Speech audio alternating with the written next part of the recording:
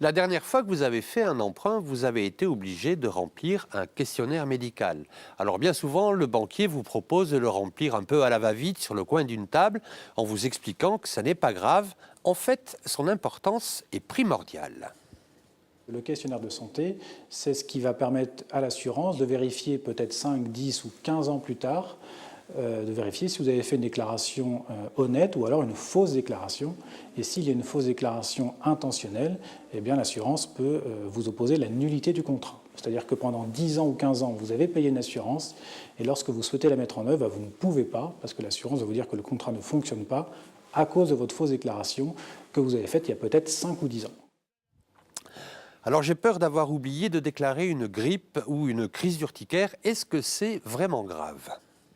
Il faut aussi que votre fausse déclaration ait un impact pour l'assureur. C'est-à-dire que de ne pas déclarer une grippe, ça ne change pas l'opinion de l'assureur. C'est-à-dire que même si vous aviez déclaré cette pathologie, votre prime d'assurance aurait été identique. Si par contre, vous avez oublié de déclarer une pathologie et qu'en fonction de cette pathologie, vous auriez eu une surprime ou alors vous n'auriez pas du tout été assuré, là, l'assurance va vous opposer la fausse déclaration et votre contrat ne fonctionnera pas. Le problème, c'est que j'ai une fâcheuse tendance à oublier. Alors qui peut, mieux que moi, m'aider à remplir cette déclaration, à votre avis ?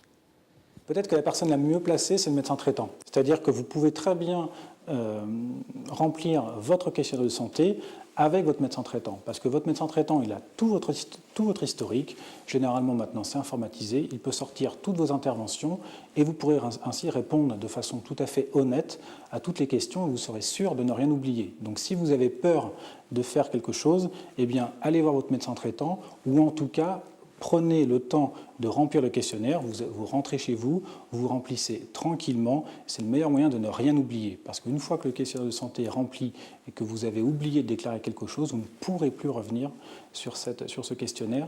Et si 10 ans plus tard, vous avez une autre pathologie qui n'a rien à voir d'ailleurs avec ce que vous aviez oublié de déclarer, l'assurance vous objectera quand même la fausse déclaration. Oui, monsieur le banquier, je suis malade, mais je me soigne. C'est la seule réponse à lui donner. Parce qu'on l'a bien compris, une fois que ce questionnaire de santé est rempli et signé, on ne peut plus revenir dessus. Et en cas de fausse déclaration, c'est là que les ennuis commencent.